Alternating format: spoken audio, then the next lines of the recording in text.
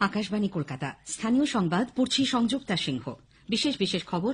প্রধানমন্ত্রী বলেছেন, ব্যবসা করা সরকারের কাজ নয়, সরকারের দায়িত্ব হল ব্যবসা বাণিজ্যকে সাহায্য করা। ডানলপ কারখানার অধিগ্রহণ করতে চেয়ে 2016 সালে কেন্দ্রের কাছে পাঠানো প্রস্তাবের জবাব 5 বছর পরেও কেন এলো না, মুখ্যমন্ত্রী প্রধানমন্ত্রীর উদ্দেশ্যে সরাসরি সেই প্রশ্ন তুলেছেন। দেশে দ্বিতীয় দফার কোভিড টিকাকরণে 60 এবং 45 বছরের বেশি বয়সী কিন্তু কোমরবিডিটি আছে এমন নাগরিকদের প্রতিষেধক দেবার কাজ শুরু হবে 1 মার্চ। বিধানসভা নির্বাচনের আগেই সমস্ত মানুষকে করোনার টিকা দিতে প্রধানমন্ত্রীর হস্তক্ষেপ চেয়ে চিঠি দিয়েছেন মুখ্যমন্ত্রী। বর্ধমানের পালশিটে আজ বিকেলে ভয়াবহ দুর্ঘটনায় 4 জনের মৃত্যু হয়েছে, আহত হয়েছেন 11 জন। করোনা সংক্রমণ এড়াতে মাস্ক পরুন আর ঠিকভাবে পরুন, 2 গজ দূরে থাকুন, নিরাপদ দূরত্ব বজায় রাখুন, হাত আর মুখ যেন পরিষ্কার পরিচ্ছন্ন থাকে। আসছি বিস্তারিত খবরে। প্রধানমন্ত্রী নরেন্দ্র মোদী বলেছেন, ব্যবসা করা সরকারের কাজ নয়, তাঁর প্রশাসন কৌশলগত 4টি ক্ষেত্র বাদে সমস্ত রাষ্ট্রায়ত্ত সংস্থারই বেসরকারীকরণে দায়বদ্ধ। বেসরকারীকরণের ওপর আজ এক ওয়েবিনারে তিনি বলেন, সরকারের কর্তব্য হল ব্যবসা বাণিজ্যকে সাহায্য করা, তার মালিকানায় থাকা সরকারের কাছে জরুরি নয়। মোদী বলেন, কেন্দ্রের নীতি হল রাষ্ট্রায়ত্ত সংস্থার আধুনিকীকরণ অথবা তাকে অর্থ যোগানো। पब्लिक सेक्टर एंटरप्राइज को सिर्फ इसलिए ही नहीं चलाते रहना चाहिए क्योंकि वो इतने वर्षों से चल रहे हैं, किसी के पेट प्रोजेक्ट रहे हैं। पब्लिक सेक्टर एंटरप्राइज किसी विशेष सेक्टर की जरूरत को पूरा कर रहे हो, किसी स्ट्रेटेजिक इंपॉर्टेंस से जुड़े हो, तो मैं बात समझ सकता हूं और उसकी आवश्यकता भी समझ सकता हूं। सरकार का ये दायित्व है कि वो देश के एंटरप्राइज को, बिजनेस को पूरा समर्थन दे, लेकिन सरकार खुद एंटरप्राइज चलाएं, उसकी मालिक बनी रहे। आज के युग में न ये आवश्यक है न ये संभव रहा है। Government has no business to be in business. বেসরকারি ব্যাংকগুলির সরকারি আর্থিক কাজকর্মের ওপর নিষেধাজ্ঞা কেন্দ্র তুলে নিয়েছে। এর ফলে বেসরকারি ব্যাংকগুলি ভারতীয় অর্থনীতির উন্নয়নে সমান অংশীদার হয়ে উঠতে পারবে বলে কেন্দ্রীয় অর্থমন্ত্রী নির্মলা সীতারামন জানিয়েছেন। এই নিষেধাজ্ঞা উঠে যাওয়ায় বেসরকারি ব্যাংকগুলি এবার কর ও অন্যান্য রাজস্বের লেনদেন, পেনশন এবং ক্ষুদ্র সঞ্চয় প্রকল্পের মতো সরকারি আর্থিক কাজকর্ম চালাতে পারবে। ডানলপ কারখানা অধিগ্রহণ করতে চেয়ে 2016 সালে কেন্দ্রের কাছে প্রস্তাব পাঠানোর 5 বছর পরেও কেন তার অনুমতি দেওয়া হল না, তৃণমূল কংগ্রেস নেত্রী মুখ্যমন্ত্রী মমতা ব্যানার্জি প্রধানমন্ত্রীর উদ্দেশ্যে সরাসরি সেই প্রশ্ন তুলেছেন। আজ হুগলির সাহাগঞ্জের ডানলপ কারখানার মাঠে এক জনসভায় তিনি গত সোমবার এই মাঠেই তৃণমূল কংগ্রেস সরকারের বিরুদ্ধে প্রধানমন্ত্রীর আনা বিভিন্ন অভিযোগের জবাব দেন। আমরা পশ্চিমবঙ্গ সরকার বললাম, ডানলপটাকে অধিগ্রহণ করতে দাও, আমরা ডানলপ যেসব চালাতে চাই। 2016 সালে চিঠি দিয়েছি, অ্যাসেম্বলিতে পাশ করিয়েছি, এটা 2021 সাল, 5 বছর হয়ে গেল। ডানলপ অধিগ্রহণ আমাদের করতে দিল না। কর্মীগুলো খেতে পাবে না বলে আমরা 10,000 টাকা করে এক্স গ্রাসিয়া দিই, তাই কর্মীরা আজও বেঁচে আছে।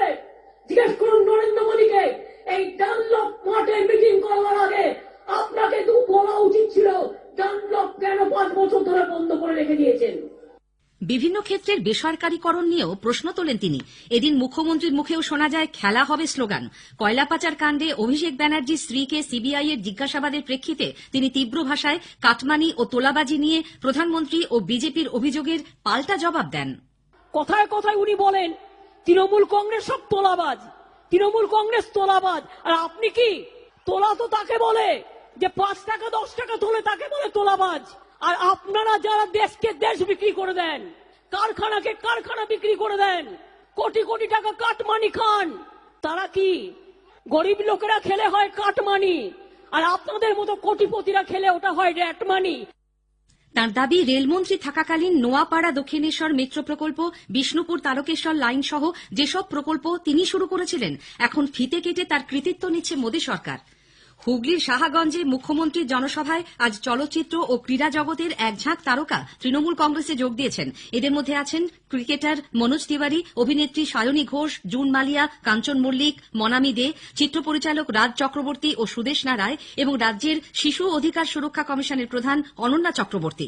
এদিকে বাংলার প্রাক্তন ক্রিকেটার অশোক দিন্দা আজ লেবুতলা পার্কে এক সভায় বিজেপিতে যোগ দিয়েছেন। বিজেপির সর্বভারতীয় সভাপতি জেপি নাড্ডা দুদিনের সফরে আজ রাতে আবার এ রাজ্যে আসছেন। আগামীকাল সকালে তিনি লক্ষ্য সোনার বাংলা ইস্তাহার প্রকাশ করবেন। নৈহাটির কাঁঠালপাড়ায় বঙ্কিমচন্দ্রের জন্মভিটা পরিদর্শনে যাবেন তিনি। ঘুরে দেখবেন বঙ্কিম ভবন। ব্যারাকপুরের আনন্দপুরী মাঠে বিজেপির পরিবর্তন রথযাত্রায় শ্রী নাড্ডা অংশ নেবেন। উত্তর চব্বিশ পরগনার ঠাকুরনগরে ঠাকুরবাড়ি লাগোয়া মাঠে স্বরাষ্ট্রমন্ত্রী অমিত শাহর সভার পাল্টা হিসেবে আগামীকাল তৃণমূল কংগ্রেস সভার আয়োজন করেছে। বিজেপির রোড শোকে কেন্দ্র করে আজ উত্তর কলকাতায় উত্তেজনা ছড়ায়। ঋষিকেশ পার্ক থেকে লেবুতলা পার্ক পর্যন্ত বিজেপির রোড শো এর কর্মসূচি ছিল। শুরুতেই আমার স্ট্রিটে বিজেপির মিছিল আটকানোর অভিযোগ ওঠে তৃণমূল কংগ্রেস কর্মীদের বিরুদ্ধে। বিজেপির সর্বভারতীয় সহসভাপতি মুকুল রায়, সাংসদ অর্জুন সিং, শুভেন্দু অধিকারী, রাজীব বন্দ্যোপাধ্যায় প্রমুখ মিছিলে অংশ নেন। রোড শো এগিয়ে যাওয়ার সময় নেতাদের দিকে ঝাঁটা, জুতো ছোঁড়া হয় এবং গাড়িতে ভাঙচুর করা হয় বলে অভিযোগ। পরিস্থিতি সামলাতে পুলিশকে লাঠিচার্জ করতে হয়। এদিকে কলকাতায় বিজেপির আর নয় অন্যায় কর্মসূচিতে আমার স্ট্রিটে মিছিলে তৃণমূল কংগ্রেসের হামলার অভিযোগ প্রসঙ্গে প্রবীণ তৃণমূল কংগ্রেস সাংসদ ও দলের মুখপাত্র সৌগত রায় বলেছেন, বিজেপির রোড শোয়ে তাঁর দলের হামলা চালানোর কোনো ইচ্ছা বা পরিকল্পনা নেই। হামলা চালিয়ে বিজেপির গুরুত্ব বাড়ানো তাঁর দলের লক্ষ্য নয়। বিজেপির পরিবর্তন রথযাত্রা বীজপুর থানার পুলিশ আজ আটকে দিলে উত্তর চব্বিশ পরগনার কাঁচরাপাড়ার কাঁপামোড় এলাকা উত্তপ্ত হয়ে ওঠে। ব্যারিকেড ভেঙে ঢুকতে গেলে পুলিশের সঙ্গে বিজেপি কর্মীদের তুমুল ধস্তাধস্তি হয়। পুলিশ লাঠিচার্জ করে বলে অভিযোগ। আহত হন এক মহিলা। প্রতিবাদে অবস্থান বিক্ষোভ শুরু করেন বিজেপি কর্মীরা। দলের সাধারণ সম্পাদক তথা এ রাজ্যের পর্যবেক্ষক কৈলাস বিজয়বর্গীয় ঘটনাস্থলে যান। পুলিশ রথ আটকে দিলে বিজেপি কর্মী সমর্থকরা রথ ছাড়াই পরিবর্তন যাত্রা শুরু করেন। গন্ডগোলে এক পুলিশ কর্মীও আহত হন বলে জানা গেছে। পূর্ব বর্ধমানের জামালপুরে তৃণমূল কংগ্রেসের এক বুথ সভাপতির ঝুলন্ত মৃতদেহ উদ্ধারের ঘটনায় ব্যাপক চাঞ্চল্য ছড়িয়েছে। গৌতম ঘোষ নামে বছর ৪৮-এর ওই ব্যক্তির বাড়ি বসন্তবাটি গ্রামে। আজ সকালে গ্রামের পাশে মসজিদ তলায় আম গাছের ডালে তাঁর ঝুলন্ত দেহ দেখতে পান এলাকার মানুষ। গৌতম বাবুর ছেলে আকাশের অভিযোগ, এলাকায় বিজেপি কর্মীরা তার বাবাকে খুন করে ঝুলিয়ে দিয়েছে। এদিকে পশ্চিম মেদিনীপুরের নারায়ণগড়ের মকরামপুরের অভিরামপুরে গতকাল দুষ্কৃতীদের গুলিতে এক তৃণমূল কংগ্রেস কর্মীর মৃত্যু হয়েছে। জানা গেছে, দলের কয়েকজন নিজেদের মধ্যে বৈঠক করার সময় বাইকে করে এসে দুষ্কৃতীরা তাদের লক্ষ্য করে গুলি চালায় এবং বোমা ছোড়ে। গুলিবিদ্ধ হন সৌভিক দলুই। বোমার ঘায়ে জখম হন সীতারাম মুর্মু ও অমিত মণ্ডল নামে আরও 2 তৃণমূল কংগ্রেস কর্মী। 3 জনকেই মেদিনীপুর মেডিকেল কলেজ হাসপাতালে নিয়ে যাওয়া হলে সৌভিককে মৃত ঘোষণা করা হয়। স্থানীয় সংবাদ শুনছেন আকাশবাণী কলকাতা কেন্দ্র থেকে। দেশে দ্বিতীয় দফার কোভিড টিকাকরণে 60 এবং 45 বছরের বেশি বয়সী কিন্তু কোমরবিডিটি আছে এমন নাগরিকদের প্রতিষেধক দেবার কাজ 1 মার্চ শুরু হবে বলে কেন্দ্রীয় তথ্য ও সম্প্রচার মন্ত্রী প্রকাশ জাভড়েকর জানিয়েছেন। সরকার পরিচালিত 10,000 এবং 20,000 বেসরকারি কেন্দ্রে টিকা দেবার কাজ চলবে। 10,000 सरकारी केंद्रों पर और लगभग 20,000 से भी ज्यादा प्राइवेट हॉस्पिटल्स में ये टीकाकरण होगा। और उसमें सबसे बड़ा फैसला ये है कि जो 10,000 सरकारी केंद्रों पर जाकर टीका लगवाएंगे, कोई भी हो, उसको मुफ्त टीका लगेगा। और प्राइवेट में जो लेंगे उनको अर्थात उसका शुल्क देना पड़ेगा। और वो शुल्क कितना होगा, कितनी फीस होगी, तो स्वास्थ्य विभाग 2-3 दिन में उसके बारे में घोषणा करेगा। বিধানসভা নির্বাচনের আগেই যাতে সমস্ত মানুষ করোনার টিকা পান সেজন্য প্রধানমন্ত্রীর হস্তক্ষেপ চেয়ে মুখ্যমন্ত্রী মমতা ব্যানার্জি আজ তাঁকে চিঠি দিয়েছেন। ভোটের সময় যাতে কোনোভাবেই রাজ্যে করোনা সংক্রমণ আবার মাথাচাড়া দিয়ে না ওঠে তা নিশ্চিত করতে তিনি ভোটের আগেই সকলকে টিকাকরণের আওতায় আনার দাবি জানিয়েছেন। বাজার থেকে প্রয়োজনীয় প্রতিষেধক সংগ্রহ করার জন্য প্রধানমন্ত্রীকে হস্তক্ষেপ করার অনুরোধ করেছেন তিনি। চিঠিতে তিনি বলেছেন, ভোটকর্মীদের সুরক্ষিত রাখতে ইতোমধ্যেই টিকাকরণের কাজ যুদ্ধকালীন তৎপরতায় শুরু করেছে রাজ্য সরকার, কিন্তু লাইনে দাঁড়িয়ে যারা ভোট দেবেন তাদের সুরক্ষার ব্যবস্থা করাও রাজ্য সরকারের কাছে মাথা ব্যথার কারণ। বর্ধমানের পালশিটে আজ বিকেলে ভয়াবহ দুর্ঘটনায় 4 জনের মৃত্যু হয়েছে, গুরুতর জখম হয়েছেন 11 জন। প্রত্যক্ষদর্শীরা জানিয়েছেন, 2 নম্বর জাতীয় সড়কে একটি লরি নিয়ন্ত্রণ হারিয়ে রাস্তার ধারে দাঁড়িয়ে থাকা বেশ কয়েকজনকে পিষে দিয়ে চলে যায়। পালশিট স্টেশনের কাছে প্রথমে লরিটি একটি মোটর বাইকে ধাক্কা মারে। নিহতদের মধ্যে রয়েছেন 20 বছরের রিপন মণ্ডল, 22 বছরের অনিমেষ রায় ও 55 বছরের বিকাশ শর্মা। চতুর্থ জনের পরিচয় এখনো জানা যায়নি। আমাদের জেলা সংবাদদাতা তনুশ্রী বন্দ্যোপাধ্যায় জানিয়েছেন, দুর্ঘটনার খবর পেয়ে এসডিপিও দক্ষিণ আমিনুল ইসলাম খান ঘটনাস্থলে গেলে তাকে ঘিরে বিক্ষোভ দেখানো হয়। শেষ করার আগে স্থানীয় সংবাদের বিশেষ অংশ আরেকবার।